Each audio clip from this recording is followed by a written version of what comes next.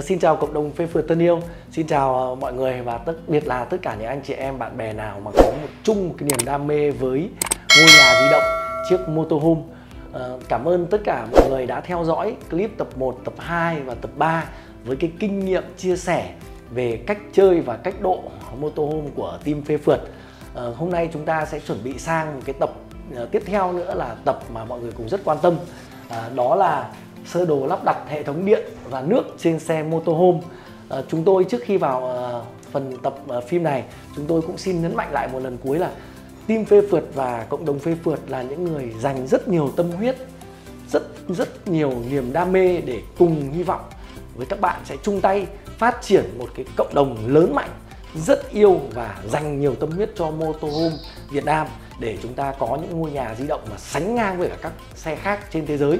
Và đặc biệt ngày hôm nay ấy, thì tôi xin giới thiệu để chúng ta cùng gặp gỡ với một người có rất nhiều kinh nghiệm trong quá trình độ các cái sản phẩm xe của team phê phượt trong suốt những thời gian vừa rồi.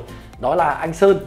Xin mọi người sẽ cùng giao lưu với anh Sơn nhé. Vâng, chào tất cả cộng đồng phê phượt. Hôm nay mình rất vui được giao lưu với mọi người để được hướng dẫn qua về cái hệ thống điện nước ở trên xe. Hy vọng tất cả chúng ta đều có thể thi công được tại nhà. Yeah, xin mời anh Sơn. Xin giới thiệu các bạn, đây là sơ đồ nước cho xe motorhome của công ty Motorhome Việt Nam. Mình xin giới thiệu sơ qua các thiết bị ở trên xe, gồm cổng tiếp nước lắp ở bên ngoài xe, phía bên phụ nhé. Thường mọi người lắp ở bên phụ để cho khi mình đỗ ở vỉa hè dễ đưa ống nước vào hơn. Nếu mà lắp ở phía bên lái là phải vòng dây qua ngoài đường. Đi đến bể nước, cấu tạo của bể nước. Bể nước lúc nào cũng phải chia thành nhiều ngăn để tránh tạo sóng. Khi mà bể vơi còn khoảng 50% ấy mà mình vào cua, nếu như không có nhiều vách ngăn chia nhỏ bể trong đấy, nó sẽ tạo thành một cái sóng nước ấy, nó xô, có thể là ảnh hưởng đến việc an toàn mình đi trên đường ấy, nó có thể dê bánh sau của xe. Trong bể nước thì bắt buộc là phải có 1 đến 2 lỗ thoát khí. Nếu như không có lỗ này thì mình không thể tiếp nước, bơm nước từ ngoài vào được. Ở trong mỗi bể thì lên lắp một thiết bị để đo mực nước. Thiết bị này có thể có chiều dài từ 20 đến 50 cm tùy cái độ chiều cao của bể nhé. Và phía sau bể đây là thường là có một cái bộ lọc thô. Bộ lọc này là để đảm bảo không có những cái cặn bẩn nó đi vào trong máy bơm, ảnh hưởng gây hỏng đến máy bơm. Sau đến máy bơm thì chúng ta sẽ chia nước ra bồn rửa chén này, toilet và lavabo. Có những loại toilet thì là nó không cần nước từ bể trung tâm, nó tích hợp sẵn bể nước khoảng 20 lít đến 30 lít. Thì lúc đấy những cái toilet đấy sẽ tiếp nước riêng. Tất cả hệ thống thì nước ở trên xe motorhome ấy sẽ thu về một bể nước thải. Bể này ở bên motorhome thường thiết kế là từ 50 đến 100 lít tùy loại xe. Ở bể nước thải thì là có thể là lắp hệ thống xả bằng tay hoặc là hệ thống xả bằng điện tùy theo nhu cầu của mọi người. Và bể thải là luôn có một lỗ, nó cũng có một lỗ thông hơi và kiêm luôn nhiệm vụ là xả tràn. Khi mà bể đầy quá là nước sẽ tự tràn ra ngoài. Thêm chút là cái hệ thống bình nóng lạnh ở trên xe ấy, thì mọi người có thể lắp hoặc không tùy ý. Có thể lắp 3 loại bình nóng lạnh này. Bình nóng lạnh chạy bằng dầu diesel này, chạy bằng ga này và chạy bằng điện này. Trong chạy bằng điện thì có bình nóng lạnh là chạy bằng điện trực tiếp, chạy trực tiếp ấy, là nóng trực tiếp và nóng gián tiếp. Nóng gián tiếp thường thì bên công ty mình sẽ lắp cho khách loại 10 lít. Còn loại làm nóng trực tiếp thì mình thường lắp loại từ 3.500W đến 4.500W. Lúc đấy các bạn cần cái bộ đổi nguồn điện và cái hệ pin 48V khá là mạnh.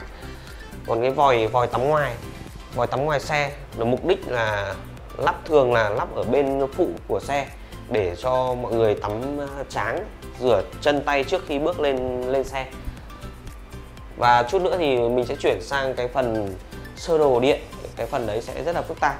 Sơ đồ lắp đặt hệ thống điện trên xe motorhome của công ty Motorhome Việt Nam. Mình xin giới thiệu qua một chút về cái sơ đồ điện là ở đây là gồm có điện 220, điện 12V và nếu như là pin 48V thì nó sẽ có điện 48V và nhưng kèm theo bộ đổi nguồn từ 48 xuống 12V để sử dụng các thiết bị 12V.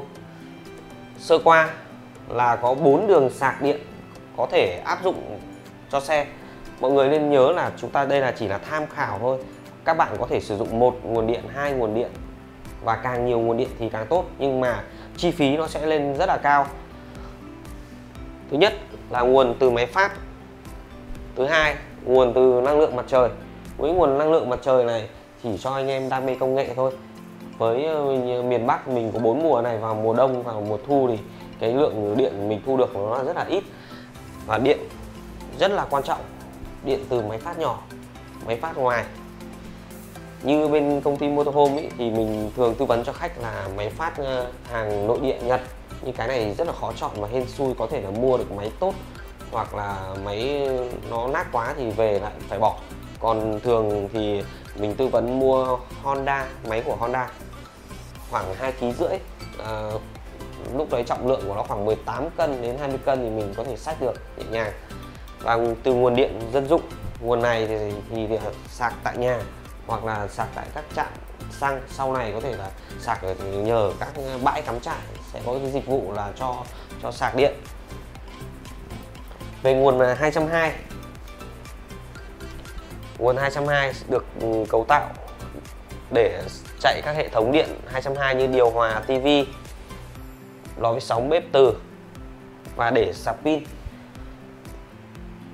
Các bạn chú ý nhé, nguồn 220 có thể là được tạo ra từ bộ pin LiPo 4 qua bộ đổi nguồn ra điện 220 hoặc trực tiếp từ máy phát vào nguồn điện chạy thẳng lên.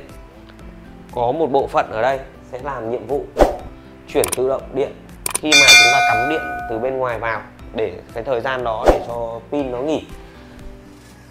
Và đến cái hệ điện 12V. Đây là mình đang nói ở trong pin 12V nhé. Thì hệ điện 12V thì qua các cầu chì để chuyển qua bộ đổi nguồn để chuyển lên 220 và để nuôi các hệ thống điện 12V như đèn led, hệ đèn led này, đèn led nội thất, đèn led ở ngoài mái hiên và chạy cả cái tăng điện, tăng bạt để kéo ra để che nắng khi mình cắm trại. Và điện máy bơm nước ở bên công ty mình ý, thì luôn luôn sử dụng máy bơm 12V của Siemax hoặc là Sipro. Những cái máy bơm sử dụng trên du thuyền có tính năng là khi mà mở vòi nước ra là bơm tự mở và đóng vòi nước, bơm tự ngắt luôn. Chúng ta không phải bật tắt công tắc. Đây là hệ điện của năng lượng mặt trời qua bộ chuyển đổi và điều khiển sạc pin. Hệ máy phát 12V,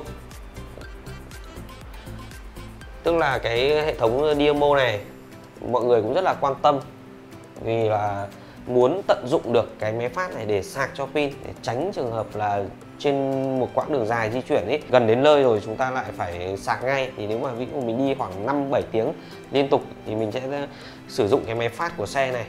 Và qua bộ điều khiển tự động, bộ relay này có tác dụng là phát hiện cái ắc quy chính của xe. Ắc quy chính của xe khi ắc quy đạt đến 13V8 rồi, bộ này sẽ tự động ngắt và chuyển đổi để sạc cho quả pin 12V. Mình sẽ nói thêm về cái vấn đề là chúng ta nên lựa chọn pin 12V hay 48V ở trong cái sơ đồ điện này. Thường thì bên mình là lựa chọn điện 48V. Lý do là cái pin 48V sạc rất nhanh. Các đường dây điện mình chỉ cần đường dây nhỏ thôi. Còn với pin 12V ấy thì là chúng ta cần cái hệ dây điện khá là to để có thể chuyển đổi sang được để chạy điều hòa. Cái ưu nhược điểm của cái pin 48V thì nó như mình vừa nói, còn pin 12V thì là sạc chậm, nhưng mà cái chi phí hao hụt do mình không phải đầu tư nhiều các thiết bị chuyển qua bộ đổi nguồn này. Và pin đấy chi phí đầu tư ban đầu cũng rẻ hơn. Bình thường mình muốn sạc từ máy phát 12V mà trực tiếp vào pin thì rất đơn giản. Còn nếu mà mình muốn sạc từ máy phát 12V mà vào pin 48V thì rất là khó và phải qua bộ chuyển đổi. Mình nói thêm một chút về cái lựa chọn pin. cho phù hợp với cái hệ thống điện, cái sơ đồ điện này là do nhu cầu chúng ta sử dụng. Ví dụ bỏ bớt gạch chéo cái điều hòa đi, gạch chéo cái lò vi sóng đi, bỏ bớt cái bếp từ đi, thì cái pin này chỉ cần dung lượng khoảng 200A là 2400, tương đương 2400W, 12 ở hệ 12V, thì cái chi phí đầu tư ban đầu của mình sẽ giảm rất nhiều.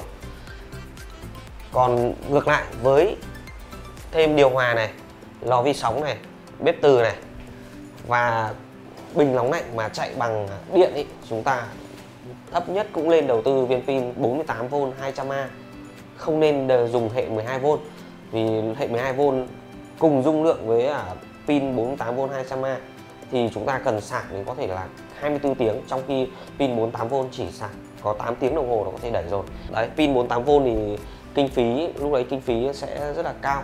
Thì các bạn lựa chọn tùy vùng khí hậu.